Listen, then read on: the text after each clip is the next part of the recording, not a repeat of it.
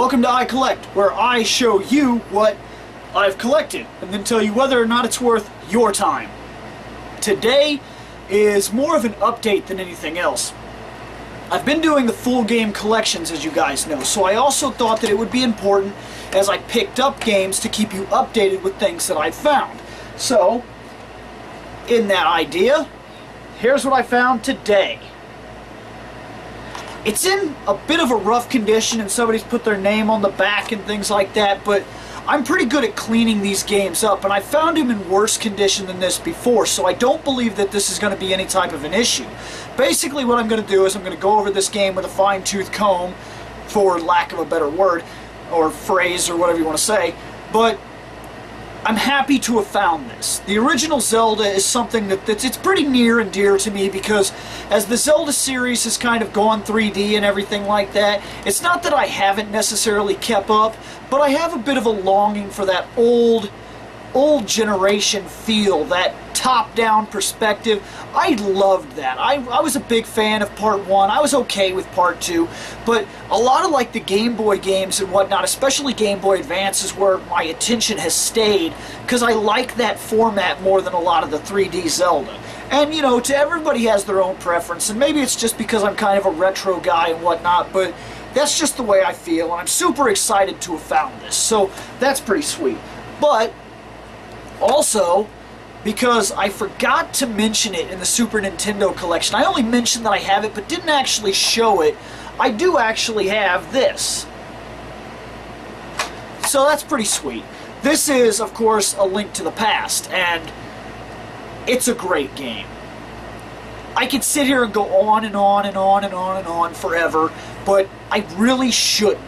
So I'm just going to tell you that if you haven't played it, it's unbelievable, it's really great, it's by far one of my all-time favorite games, and on top of that, I also have to mention that there is a sequel type of game coming out for this. So if you've never played A Link to the Past, this is not the only way to play it. They also have it on the marketplace, I believe, and also, if nothing else, that has my Star Trek-y noise phone thing going off, but I'm just going to keep going.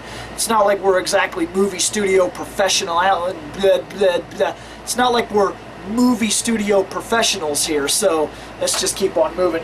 But what I was going to say is you could also get it for a Game Boy Advance, and I think there might be a DS thing, like a collection thing you can get, but I'm not 100% sure. The other thing, since I'm really excited about the Retro 5 that's on the way, Retron 5, sorry, I thought it would be cool to talk about this. This is pretty sweet, guys.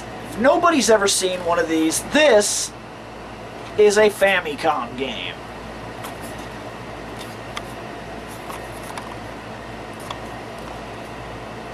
It's not anything exactly to freak out about. I mean, it's not going to change your life that you've seen this now compared to this, but check this out.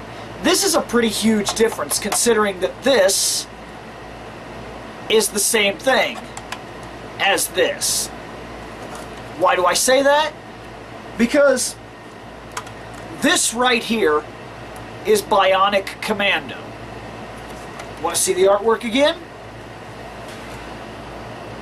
There it is.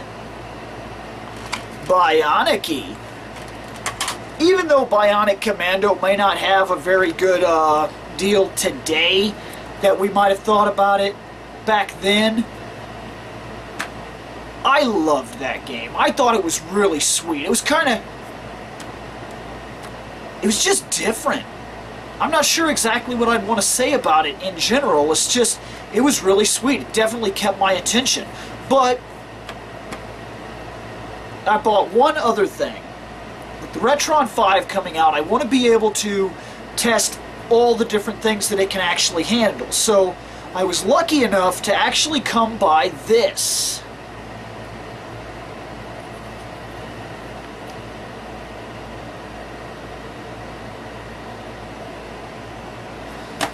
This is Shinobi. It was, of course, released also for the Sega Genesis, but I found a Sega Master System game with the case. I thought it was pretty cool, the Mega Drive or whatever. Right there, you guys It's a real simple design. It's nothing that's gonna, like I said, change your life or nothing like that. But for those of you that have never seen it, it's pretty cool to be able to, like, I don't know if I should say fall back in history or how I'm really trying to phrase this, just that it's neat in general to be able to see this. Like, you see in there, there was a little Sega logo, that's where the book would have went. The game is held in there. These were those, this was like the age of bulky cases. Like, everything had to kind of look like a VHS almost and fit on your shelf. Like, they wanted this to go on your shelf, of course, and they had a little thing here. So you could put this with your VHS movies years ago, and it was right there for you to get and play and whatever you wanted. And the idea, of course, at the time was trying to get into American markets and different things like that. These bigger cases, how am I trying to put this? I guess it just fit the times, is what I'm trying to say. I'm not looking to go into a big episode here, so I'm going to go ahead and cut it. But I just thought it would be cool to go ahead and show you a couple more games that I've picked up, and just let you know that I'm always collecting, I'm always expanding this collection, and I'll keep doing these as I add on to collections so that I don't fall behind with things that I've already showed you. Well, later on, guys.